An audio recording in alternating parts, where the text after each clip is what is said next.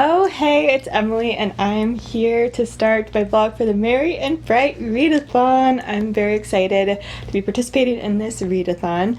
This time while I'm blogging, I'm going to hold my phone the right way while filming so that I don't make the same mistake as my last blog. But I wanted to just open things up really quick and show you what I would like to read for the readathon. I have a couple of things physically, and then the rest I either have on audio or on ebook. But I have, for a couple of the prompts, I'm doubling up with the holiday swap. I have this one for white on the cover with the text in the snow, as well as dual perspective. In this one you follow a couple of twins who switch place around the holidays, and you follow both of their perspectives, so that will cover that those two prompts, I mean. And I also have the Dragon Tapestry, and this one I'm going to be using for the cozy prompt. Just a book that is cozy. This is the definition of cozy for me. This is a graphic novel that, I mean, you can see from the cover, the art style is just absolutely gorgeous, and follows a group who take care of these adorable little dragons that grow tea leaves on the top of their head. It's precious. And then for the prompt for a book that you already own, I'm going to stretch this just a little bit and include stuff that I have out from the library. So I'm like, I temporarily have it on my TBR shelf, right? So mostly I just need to listen to this audiobook before it needs to get returned to the library. So I wanna go ahead and listen to it. So I'm stretching this prompt a little bit, and I'm listening to the Nobleman's Guide to Scandal and Shipwrecks by Mackenzie Lee. This is the next book in the Montague siblings series, and so I started that audiobook this morning. It is December 9th, so the first day of the readathon. So I started that this morning, and then for the enemies to lovers prompt, I'm also stretching this one just a tad bit and doing A Court of Frost and Starlight. So I have a couple of short things, a graphic novel, a novella, and then I've also, for the next prompt, got another novella that I'll talk about. But I'm stretching it, I say, because I mean, the history of the people who are at the center of this book is enemies to lovers, so that happened in the original trilogy, and this is just, I think, from what I understand, this is just a novella of the crew hanging out around a holiday that is reminiscent of Christmas. And so the enemies to lovers part doesn't actually, from what I can tell, doesn't actually happen in that novella. There's nothing about that would apply.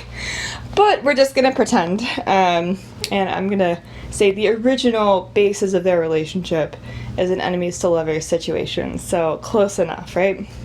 And then and I mostly just wanted to read that around this time because I've heard it's just a fun novella to read around this time. And then the last one is a book that you got last year but didn't read, and I did get How the Dukes Stole Christmas, which is a collection of Regency era holiday romances, and I read a couple of them last year but didn't read two of them, and so I want to read at least one of those this week for the readathon. So that'll cover that prompt. So the third novella in that collection is one that I want to read for this. So a couple of novellas, a graphic novel, and an audiobook, and then I'll get as far as I can physically into this one. We'll see how much I can actually get to. But I'm very excited, and I will check in once a bit more reading happens. The only thing I can comment on so far is the Nobleman's Guide to Scandal and Shipwrecks, and I'm thoroughly enjoying that. You follow Adrian, and he has a relic from his mother who passed away, and he's trying to find out more information about this spyglass that she left behind, and he's finding out some things about his family. And anyway, I'll talk more about it later, but I'm thoroughly enjoying it so far. So, alright, talk to you later. Oh, hey! So it is day 2 of the readathon. I'm just gonna chill on the couch here for a sec. It's day 2 of the readathon, and I didn't get a ton of reading done since I last checked it. I did read a little bit more of the Montague siblings book during lunch, but haven't been able to read much more since. And I won't be able to read tonight. I'm hanging out with my boyfriend, and we're gonna eat pupusas for dinner, which I'm very excited about, and have some hot cocoa and watch a Christmas movie. So probably not gonna get much reading done tonight. But I am doing reading sprints tomorrow with Kim and Amy, so very excited about that. So hopefully we'll get some reading done tomorrow, and we'll check in before, after, sometime around the reading sprints. Probably won't get a ton of reading done over, it's my lunch break at the moment, probably won't get a ton of reading done over my lunch break, because I do want to post the Instagram challenge for the Mary and Bright Readathon and get a few other things done. So we'll see. But I do want to chat a little bit more about the Montague sibling book. I talked a little bit about it yesterday, but I want to talk a little bit more. We follow Adrian, and Adrian is the brother of the two main characters of the previous books. He doesn't know that he has siblings, though, and it has severe anxiety, so that's a huge theme in the first part of the book. So that's just, I can't really comment on whether it's good anxiety representation. I have no idea if Mackenzie Lee experiences anxiety, and that's something that is kind of based on some experiences of the author. So I can't really, I don't know that, and I can't really comment on that personally. But it does seem to, it at least seems to be,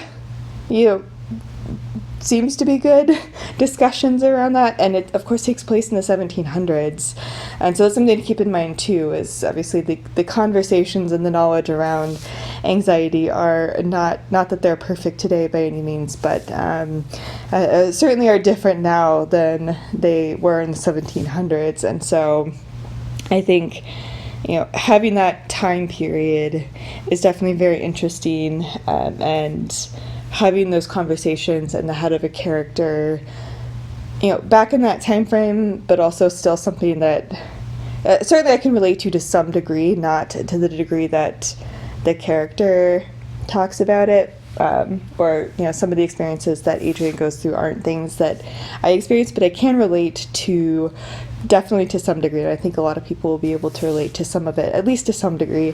So it's definitely very interesting to see and hear those conversations.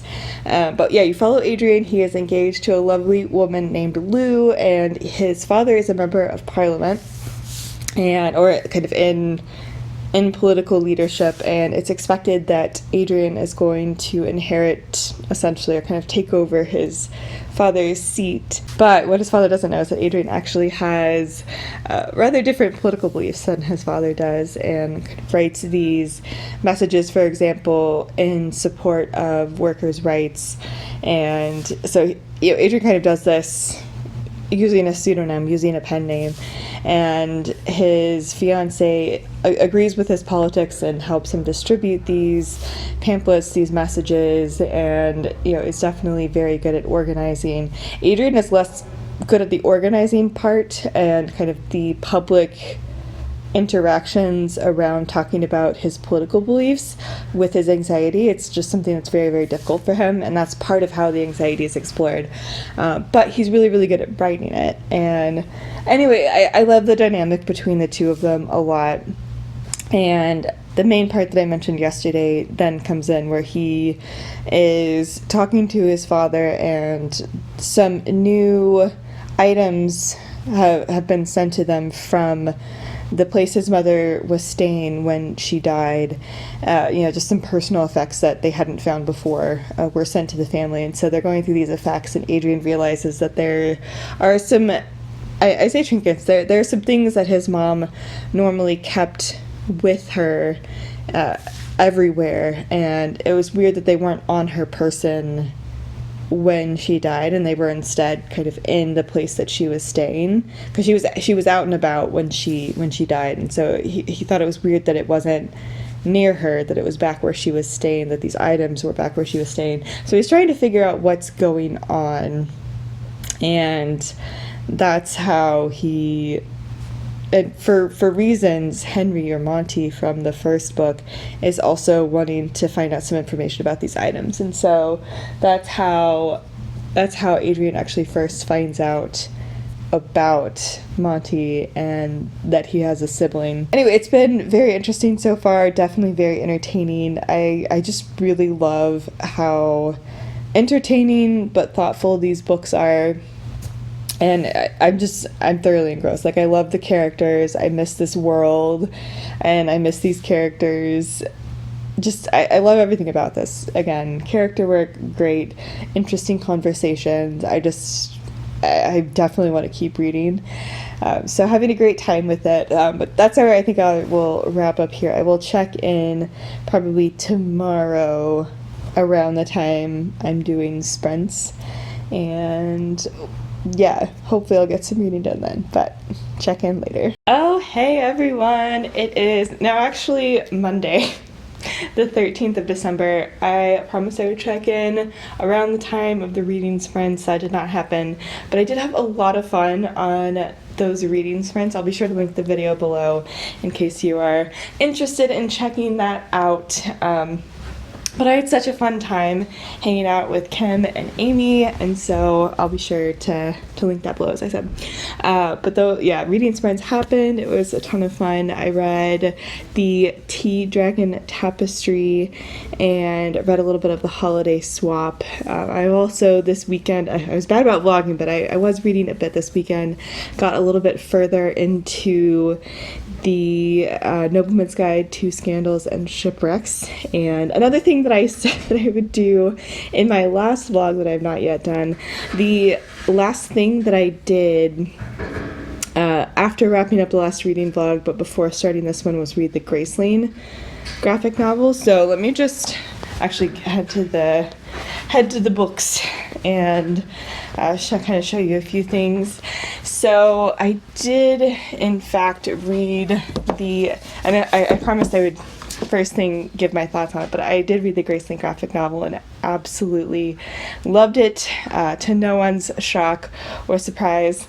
Absolutely love this. I thought the artwork was super amazing, and I think he did a really good job kind of getting the essence of the story. Of course, it is a different way to tell the story than the novel, so I can't, I don't know, I'm trying not to expect the exact same thing as the book because it's a different way of telling the story, right? And I think he clearly loves and has a lot of appreciation for the novel, and I think that's also clear with the work that he did with Kristen to help create this. She seemed, from the information about this that I can read in here and about this, seemed like she was very involved and excited for this to be produced, and he very much relied on making sure that she thought he was doing a good job adapting the story, and clearly just loves the story as much as I do. So I really appreciated that, and I think he did a really great job adapting it, kind of getting the essence of some of my favorite parts of the story, really getting into the head of the characters, or kind of the mindset of the characters, even though there's not much actual text. But I also, again, love the artwork. I thought it was awesome. So during the reading sprints, I mentioned I also read and absolutely adored the Dragon Tapestry. Again, I think if you love the first two, the Dragon Society and Dragon Festival, I think you'll, again, really love this one. It's short, it's sweet, it's precious, it's just life lessons that the people around these Dragons learn. And they're helping taking care of these dragons. They've got their own stuff as characters going on. Like, it's just precious. It's precious. I love it. And it was the perfect thing to read for the cozy prompt for the readathon. I also, as I mentioned in the sprints, read a little bit of the Holiday Swap. I didn't get very far. Also, don't mind, there's some construction going on, or some renovation going on in some nearby apartments, so unfortunately I can't do much about the noise, but I did get a little bit of the way into the Holiday Swap during the reading sprints. I'm not very far in, as I said, a couple of chapters, so I don't really have a ton to say yet. I'm not sure how far I'll get into this by the end of the readathon, but I I'm enjoying what I'm reading so far. That's just kind of the basic setup so far. And you're following a couple of twin sisters, and one of them works on a baking show, and there's an accident backstage, and she's kind of hit on the head with some pans or pots or some sort of kitchenware in one of the backstage areas for the production of this this cooking show. And she and a nemesis, who is also her co-host, are both wanting to be considered for the lead host for another show that's going to be starting soon. And so she feels a lot of pressure to do well. And in this accident that happens backstage, she actually, in the aftermath, loses her sense of taste and smell, which is kind of important. You also follow her twin sister back home. She's in LA. Her twin sister, who's back home, is a little bit, I think, a few hours north of LA or somewhere around LA, but not in the city. And she is getting out of a long-term relationship. She is having some struggles, kind of wanting a change of pace. So they haven't talked about switching places yet, but the synopsis makes it clear that they're going to switch places. So it's the setup. It's cute so far. That is what I've read so far this weekend. So the things that I have left include finishing the Montague Siblings series book and reading the A Court of Frost and Starlight novella, as well as finishing the Regency era romance novella. I did actually read a little bit more of that this weekend as well, but I need to finish that as some of my goals for my TBR this week. If I don't, that's fine, but we'll see if I can do it. Hopefully I can at least finish the novellas and the audiobook, maybe. Fingers crossed, we'll see. Anyway, I will check in later. Oh, hey, so I have completely failed to check in since literally, I think, Monday. It is actually the day after the readathon, just Thursday the 16th, so oops. It's been a busy few days, and I'm actually behind on putting what was supposed to be yesterday's video up. I thought I could get it up today. I don't think that's going to happen. So I'll probably just put it up tomorrow and then push videos back by a day, which, isn't what I wanted to do, but it is what it is. So yeah, oops. I did say that I would just keep going past the readathon and just see how much I could read in this vlog in general. And I did manage to finish the Regency romance novella that I was reading out of the collection called How the Dukes Stole Christmas. I read the third one. I'm blanking on the author, like which author's novella this was, but it follows Annis, who is someone who was accidentally left behind by her family when they were leaving their house, and they left a little bit earlier than they planned to because they needed to leave before some ice and snow set in for the winter. And so she's accidentally left behind.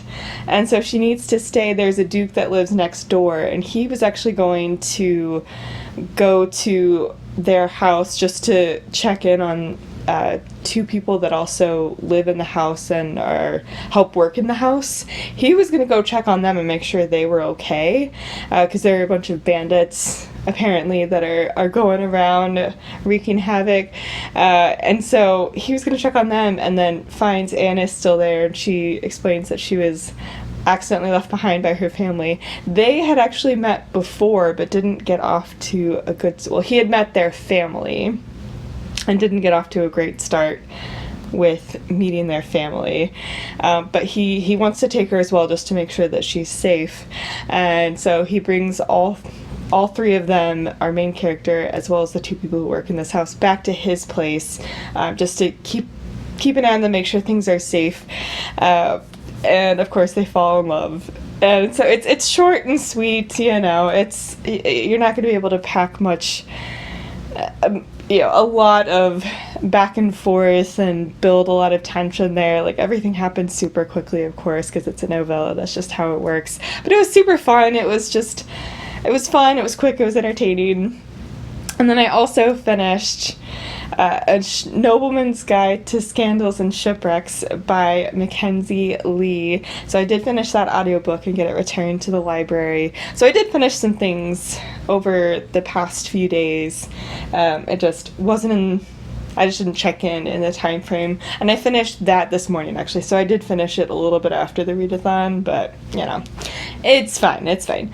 I really, really love this one. I love this entire series. I've actually got the rest of it right there, and I adore this series. They're so fun and funny. This one is very, very heavy themes of mental health, so do know that going in.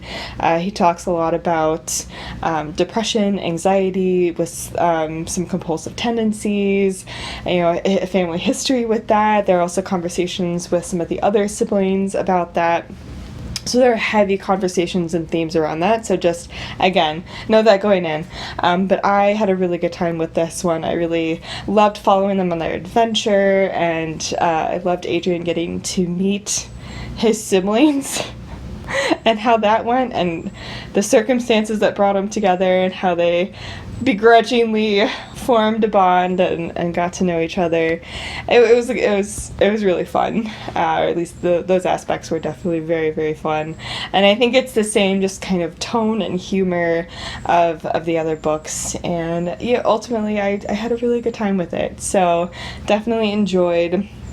I think what I'm going to do, I also had intended to read the novella in the ACOTAR series, A Court of Frost and Starlight, and so I think I'm going to listen to that next and get, again, as far as I can. I haven't read any more of the Holiday Swap since the reading sprints I did last weekend.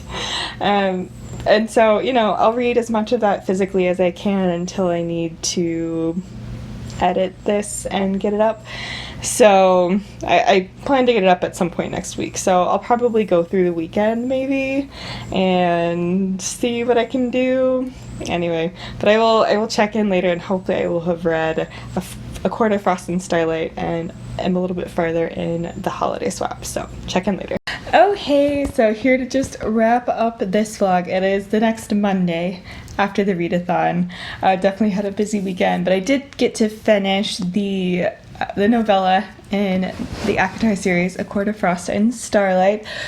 Definitely had fun with it. I mean, it's not meant to be a full part of the series. It's just kind of a side story about them hanging out at the winter solstice and going through that holiday. So it was definitely fun to read around this time, and just, you know, it was light, it was fun, it was entertaining.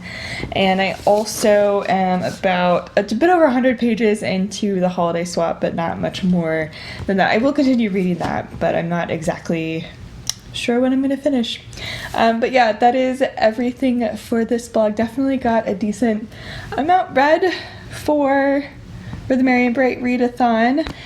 You know, a graphic novel, a couple of novellas, although there's a little more time involved with that. You know, an audiobook, and working on another physical book. So definitely had fun, and let me know if you participated in the Merry and Bright Readathon. Thank you so much for watching, and be sure to subscribe for more bookish content. And I will leave my Twitter and Instagram link down below. That's where I like to hang out. I will also leave more information about how you can support the Black Lives Matter movement, and I will see you in the next one. Bye everyone.